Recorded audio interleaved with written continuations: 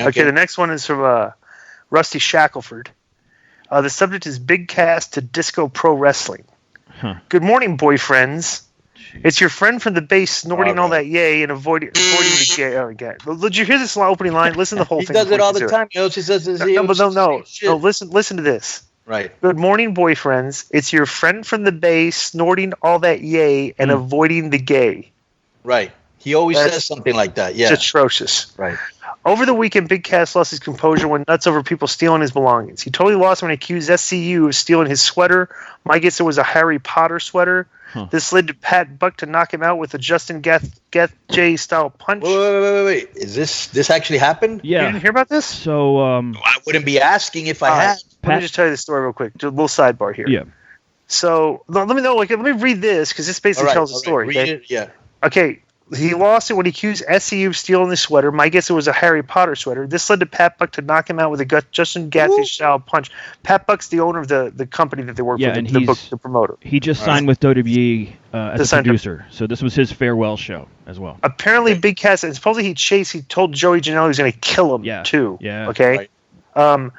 Apparently, Big Cass' mood changed and went from a lunatic to a sniveling little crybaby who whined to the police about getting assaulted in his missing sweater. This clear an indication that no promotion want to work with this piece of art. Therefore, would Disco Pro Wrestling be interested? The roster with Gay George and Bitch Valentine is weak. Aside from the People's Tramp, would Disco and the boys give Big Cass a chance? Also, word is that your buddy on Twitter, Black Man USA, is actually a white guy? Whoa. Is this true? I had not heard that. That's news to me. Interesting. We're going to go with it because this guy, Black Man, you know Black Man USA is coded, right? He always. Yeah, you and him always get in it. Well, he always tweets a story of police brutality, and will tag us in it all the time. Okay, so then the most recent one he did was like he tweeted one about the Baltimore police. I was like, yeah, Baltimore police, the most corrupt police in the United States. What's the story here? You know, so it's like so he goes. So yeah, this story is Kaz has problems. I don't want people with problems in the disco-less wrestling, to be honest with you.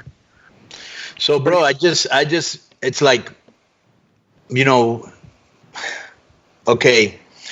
So, Kaz and Enzo, right, have been charging a lot of money. At least they wanted to charge me a lot of money to go to Madison Square Garden because I was thinking of doing something with them. Mm-hmm. Okay. Mm-hmm. And I'm thinking to myself, all right, you don't have that much work. You're charging a lot of money. And I saw this interview, which kind of made me feel like Enzo must have a lot of heat with Hunter, because if you remember last week or the week before that, there was this thing saying, remember, it said Enzo and Cass heading back to WWE. To NXT. Remember NXT? Yeah.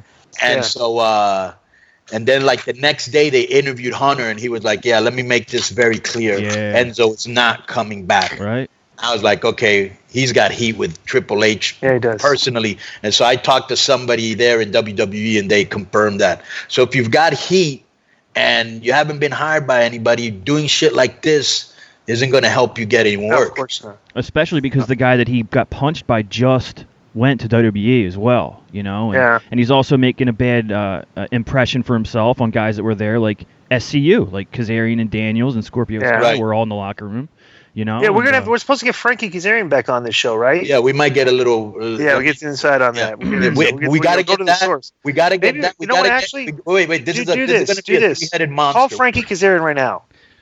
Call. Let's do an ambush here. Ambush train. Get some info. So, and plus, the great thing about Frankie is we get the story on this. We get him to do the Juicy Seal next week, and we also get him to bury Kenny. Yes. Oh, they're playing Georgia, aren't they? Yes, they are. Yes. They're 13.5-point underdogs. Yeah. And that's just telling you that Georgia's going to kill them. At least the bookies think they are. Yeah.